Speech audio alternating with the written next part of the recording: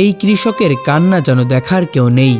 তার বুক ভরা কষ্ট আর অসহায় আর্তনাদ শুধু নীরবে চাপা পড়ে থাকে। নিজের রক্ত, ঘাম ঝরানো, কষ্ট অর্জিত অর্থ, ধার দেনা আর অক্লান্ত পরিশ্রম দিয়ে গড়ে তুলেছিলেন স্বপ্নের 3 বিঘা পেয়ারা বাগান। 4.5 বছর আগে শুরু করা সেই বাগানই ছিল তার বেঁচে থাকার একমাত্র অবলম্বন, একমাত্র আশা। আমার আত্মহত্যা করার মতো অবস্থা। 3 দিন পরে আমি ঘুমাইতেই পারি না, আমার বাড়ি আলি ঘুমাইতে পারি না। অনেক কষ্ট করি আমরা সংসার চালাই। এই গাছটা এখনো 2-3 বছর আমি ফল খাবো। আমার 500 গাছে তারা এই 2-3 বছরের মধ্যে তারা প্রায় 20 লাখ টাকার ক্ষতি করছে আমার। ভেবেছিলেন এবার হয়তো কষ্টের দিন শেষ হবে, পরিবারের মুখে 3 বেলা খাবার তুলে দিতে পারবেন, সন্তানদের লেখাপড়া করিয়ে মানুষের মতো মানুষ করে তুলবেন, বৃদ্ধ মায়ের মুখে হাসি ফুটবে। কিন্তু ভাগ্যের নির্মম পরিহাসে সেই স্বপ্নই আজ দুঃস্বপ্নে পরিণত হয়েছে। অফিসার আমাদের ভুল ট্রিটমেন্ট দিয়ে আমাদের গাছগুলা মারা গেছে। এখন আমরা খুব সংসার চলতে খুব আমাদের কষ্টের মধ্যে চলছি। চোখের জল আর দীর্ঘশ্বাসেই কাটে তার দিন। তার এই ভাঙা মুখটা দেখলে যে কারো হৃদয় কেঁপে উঠবে, মনটা ভার হয়ে যাবে। আমি তো একজন কৃষক, গাছগুলিকে আমার সন্তানের মতো মানুষ করছি। এটা মায়া, মমতা জড়ানো, আমার ভবিষ্যৎ সবকিছু আছে। এখানে আমার বিরাট একটা স্বপ্ন ছিল। অনেকে বিদেশ যাচ্ছে, আমরা এই বাগান ধরে আছি। তো এই স্বপ্ন শেষ করে দিয়েছে। সংসারের ব্যবহার মেটানোর সাধ্য আমার নাই। কুষ্টিয়া জেলার ভেড়ামারা উপজেলার 9 মাইল গ্রামের মুন্সিপাড়ার কৃষক আতাউল্লাহ ধার দিনা করে জমিতে পেয়ারা চাষ শুরু করেছিলেন। দিনরাত পরিশ্রম করে বাগান দাঁড় করিয়েছিলেন। গাছগুলো যখন ফল ধরার উপযুক্ত বয়সে পৌঁছালো, তখনই তার জীবনে আসে এক সর্বনাশা পরামর্শ। এইদিকে শাবল মারবেন, এইদিকে শাবল মারবেন, এইদিকে শাবল মারবেন, যাতে শিকড়টা তলে গিয়ে শিকড় কেটে যায়। ওটা কাটলে নাকি ভালো রেজাল্ট। সেঞ্চুরি ওষুধ কোম্পানি মার্কেটিং অফিসার অধিক ফলনের আশ্বাস দিয়ে হরমোন ব্যবহারের পরামর্শ দেন। সহজ সরল কৃষক আতাউল্লাহ সেই কথাই বিশ্বাস করে প্রায় 35,000 টাকা দিয়ে টনটন নামের হরমোন কিনে আনেন। পেয়ারা বাগানে বেশি ফলনের জন্য কোম্পানির লোকগুলি হরমোন সাজেস্ট করে। সেঞ্চুরি কোম্পানির অফিসার আমার বাগানে আসে, এসে দেখে বলে আপনার গাছের বয়স কত? 4 বছর 8 মাস। এসে বলছে ভাই 50 ml করে হরমোন আপনাকে দিতে হবে। অফিসারের পরামর্শ অনুযায়ী প্রতি গাছে 50 মিলি করে হরমোন প্রয়োগ করেন তিনি। অথচ অন্য অভিজ্ঞ চাষিরা সতর্ক করেছিলেন এত বেশি মাত্রা দিলে গাছ মারা যেতে পারে। আমি আবার হিসাব নিকাশ করছি, মামা 50 ml কীভাবে সম্ভব হয়? গাছ তো বাঁচবে না। 5 ml প্রতি বছর। আমরা জানি এই গাছের বয়স যখন 2 বছর 2 ml, 5 বছর গেলে 5 ml। যখন মামা বললো যে 50 ml মারতে হবে, তখন আমরা বললাম যে না মামা। এমনকি ঔষধের গায়ে নির্দেশনাতেও লেখা ছিল প্রতি গাছে মাত্র 2 মিলি ব্যবহার করতে হবে।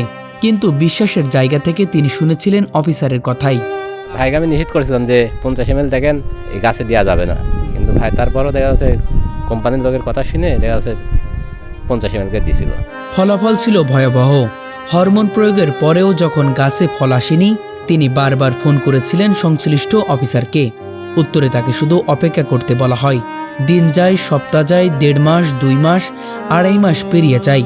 একসময় তিনি দেখেন তার পরম যত্নে লালিত গাছগুলো একে একে লাল হয়ে শুকিয়ে যাচ্ছে, যেন জীবন্ত গাছগুলো মৃত্যুর দিকে ঢলে পড়ছে তার চোখের সামনেই।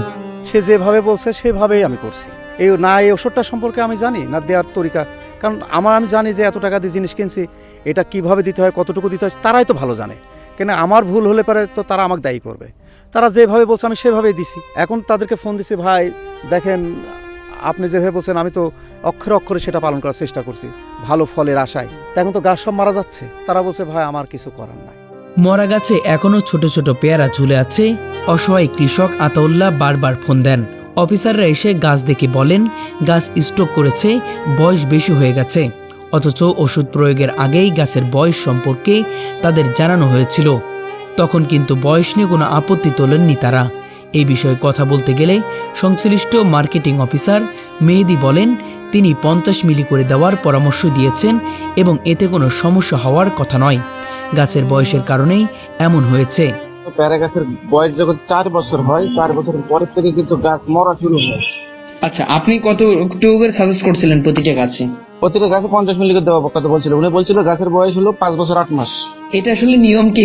50 মিলি করে দেওয়ার নিয়ম? হ্যাঁ, 50 মিলি করে দেওয়া যাবে, সমস্যা নাই। যেহেতু মাটিতে দেওয়া হচ্ছে, ওখানে 50 মিলি দেওয়া যাবে, সমস্যা নাই। আচ্ছা, তাহলে এখন আপনাদের দাবি কি আপনাদের ওষুধের কারণে মারা যায়? না, আমাদের ওষুধের কারণে একটা দাবি মারা না। অন্যদিকে ভেড়ামারা উপজেলা কৃষি কর্মকর্তা জানান সাধারণত হরমোন ব্যবহার করতেই নিরুৎসাহিত করা হয়, তবুও কেউ ব্যবহার করলে 2 মিলির বেশি নয়, কারণ নির্দেশনাতে সেটি উল্লেখ থাকে।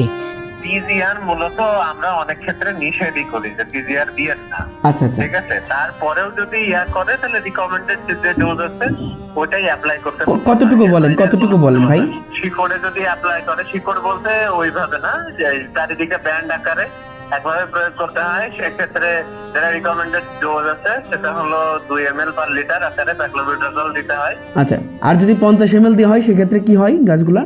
ওইখানে যেটা রিকমেন্ডেড ডোজ আছে এবং যে রিকমেন্ডেড ফসল আছে সেটার জন্যই অ্যাপ্রোপ্রিয়েট।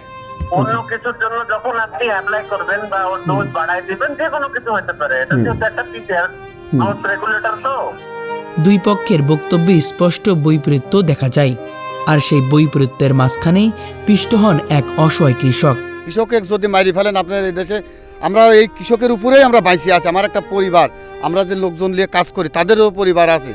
আমাদের মারা মানে একদম আমাদের পেটে মারি দেওয়া। কৃষককে মারি আপনি কিছু করতে পারেন, আপনার একটা ওষুধ লেখি প্রয়োগ করবেন। আপনি যদি বলেন আপনি এরপরে আপনার ওই গবেষণা চালাবো, কৃষককে মারি ফেলা দিয়ে আপনি গবেষণা চালাতে পারবেন না। এটা অন্যায় কথা। আজ আতাউল্লাহর বাগানে অধিকাংশ গাছ মৃতপ্রায়। যে বাগান বিক্রি করে সব ধার দেনা শোধ করার কথা ছিল, সেটি এখন তার সর্বনাশের কারণ। আবার উনি বললেন যে আপনার বাগানের বয়স বেশি। আমার বয়স ঠিক আছে, আমি মেনে নিলাম বাগানের বয়স বেশি। তাহলে আমার এক লাইনের বয়স আছে 3 বছর, তখন হয়েছে 3 বছর 4 মাস। তাহলে ওই গাছটা মারা গেল কেন? ওই দেখুন ওই লাইনটা 3 বছর, এটা ছোটো ছোটো গাছ। এরপর আমি বললাম যে যদি বয়সজনিত কারণে মারা যায়, তাহলে আমার পার্শ্ববর্তী বাগানগুলি দেখেন, একই বয়সের বাগান। হ্যাঁ, আমি তখন বললাম যে ভাই, এটা আপনার পরামর্শে আজ আমার এত বড় ক্ষতিটা হয়ে গেল। 7 স্ত্রী সন্তান নিয়ে তিনি মানবেতর জীবনযাপন করছেন। সন্তানদের লেখাপড়া প্রায় বন্ধ, আগামীকাল কি খাবেন সেটিও অনিশ্চিত। যে বাগানে প্রতিদিন ছুটে যেতেন আশা নিয়ে, এখন সেখানে যেতে পারেন না কষ্টে। তবু মাঝে মাঝে যান, দাঁড়িয়ে থাকেন, মাথায় হাত রেখে তাকিয়ে থাকেন শুকিয়ে যাওয়া গাছগুলোর দিকে। সেই 3 বিঘা জমি তার কাছে শুধু জমি নয়, সেটাই ছিল তার স্বপ্ন, ভবিষ্যৎ বেঁচে থাকার কারণ। আমি ভালো নেই, আমার পরিবার কেউই ভালো নেই। এই বিষয়টা নিয়ে আমার স্ত্রী আমার সাথে মাঝে মধ্যেই ঝগড়া হচ্ছে, আমাকে ধিক্কার জানাচ্ছে যে এত টাকা তোমাকে দিলাম, তুমি সব সর্বশান্ত করে দিলে আমাদেরকে। বোঝেন তো, ঘরে বাইরে কোথাও সুখ না, আমি মাঠে আসতে ভালো লাগে না আমার। তবে কিছু গাছ বেশি আছে, একটু যদি এখান থেকে কিছু চাউল ডাউল হয় আর কি। আজ তিনি শুধু ন্যায় বিচার চান। যে ভুল পরামর্শে তার সর্বস্ব হারালো, তার সুষ্ঠু তদন্ত ও বিচার চান। ক্ষতিপূরণ চান, যাতে নতুন করে আবারও দাঁড়াতে পারেন। কারণ তিনি মরতে চান না, তিনি আবারও বাঁচতে চান, আবারও ঘুরে দাঁড়াতে চান, আবার প্রমাণ করতে চান কৃষক কখনো হার মানে না। আমার তো সব শেষ। আমার এই পেয়ারা বিক্রি করে, আমি চাউল ডাউল কিনে এই পেয়ারা বিক্রি করে আমার সাল পালে লেখাপড়া চলছে। আমার পরিবারের 7 জন খানি আলা আমরা, আর এগুলো আমি দায় দেনা করেই করা। জমির খাজনা দিতে হচ্ছে আমাকে 1 লাখ টাকা। এরপর আমার সার ফাঁস, আপনাদের ওষুধ কিনছি। এখন সামনে আমি এইবারই তো এই যদি একটা হইতো যে আসলে ফল আসি নাই, তাহলে হয়তো ওই অভিযোগটা আমার অতটা ভারী হতো না। কিন্তু গাছটা বাঁচে থাকলে তো আমার একটা আশা ছিল। কৃষকরা কি তবে এভাবেই প্রতারিত হবেন? তাদের ঘাম রক্তের দামে গড়া স্বপ্ন কি বারবার ভেঙে যাবে? কৃষকের পাশে দাঁড়ানো মানুষগুলো কোথায়? আতাউল্লাহর মতো হাজারো কৃষকের আর্তনাদ কি কেউ শুনতে পাচ্ছে না? দর্শক, আজকে এমন এক হতভাগা কৃষকের গল্প আপনাদের মাঝে তুলে ধরতে চলেছি। শুনলে ব্যথিত হবেন, কষ্ট পাবেন। আমার পাশে দেখতে পাচ্ছেন একজন কৃষক, তার নাম আতাউল্লাহ। প্রায় 3 বিঘা জমিতে পেয়ারা চাষ করেছিলেন। তবে একজন মার্কেটিং অফিসারের ভুল তথ্যের কারণে, ভুল ঔষধে প্রয়োগের কারণে পুরো পেয়ারা বাগান, প্রায় 3 বিঘা জমির পুরো পেয়ারা গাছই সবই মারা গেছে একেবারে। এই দেখতে পাচ্ছেন, আমি আপনাদেরকে একটু দেখানোর চেষ্টা করি। দেখতে পাচ্ছেন, এই হলো পেয়ারা গাছের অবস্থা এবং পেয়ারা গাছের নমুনা। পুরো গাছই এভাবে কিন্তু ঝলসে গেছে একজন মার্কেটিং অফিসারের ভুল পরামর্শের কারণে এবং ভুল ওষুধ প্রয়োগের কারণে, এমনটাই কিন্তু তিনি দাবি করছেন। এবার তার প্রায় 6 লক্ষ টাকা ক্ষতি হয়েছে। একজন কৃষক যিনি খেয়ে না খেয়ে ঋণ নিয়ে ধার করে এই জমিটিতে সর্বোচ্চ দিয়ে চেষ্টা করেন ফল ফলানোর জন্য, কিন্তু সেটি আর হলো না। আজকে আপনাদের মাঝে সেই গল্পটি তুলে ধরার চেষ্টা করব। এটা দেওয়ার বিশেষ শ্রাবণে যখন এটা আমি দেওয়া শেষ করলাম, 3-4 দিনের মধ্যে পুরো বাগান দিলাম। ফল আসার কথা হচ্ছে যে 1.5-2 মাসের মধ্যে ফল এসে যাবে। 2 মাস হয়ে যাচ্ছে, কোনো ফল আসে না। আমি ওদেরকে ফোন দিলাম যে ভাই, গাছে তো ফল আসে না। বলছে আরও একটা অপেক্ষা করেন। এই অপেক্ষা করতে করতে দেখলাম যে গাছগুলি ফল আসছে না, এবার মরা শুরু করলো। যে 50 ml করে দিলে এরপরে গাছ মারা যাবে। আমরা যারা পেয়ারা বাগান করছে তারা আমাকে বলে যে এটা তো ওভারডোজ, এটা অনেক হয়ে যায়।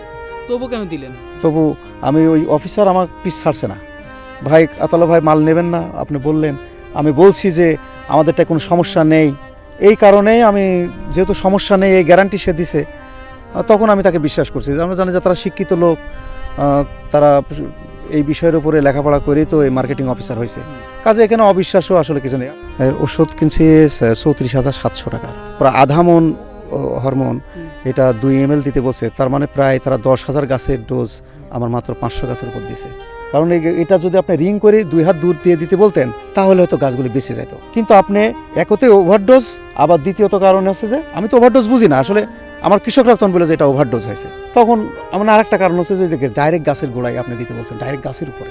আমার গাছ ছিল 500-র কাছাকাছি, এখন কয়টা বেঁচে আছে? এখন গাছ বেঁচে আছে সর্বসা করলে 70 থেকে 80টা গাছ বেঁচে আছে। এগুলো ফল দিচ্ছে? হ্যাঁ, এগুলো ফল দিচ্ছে। আমি তো একজন কৃষক, এই মাটি ধরেই আছি, এর মধ্যেই এখান থেকে সংসার চালাচ্ছি। তো কৃষক আসলে নরম মনের মানুষ, আমরা আসলে ওই রাজনীতি নেতাদের মতো পেঁচে পুষে কথা বলতে পারি না।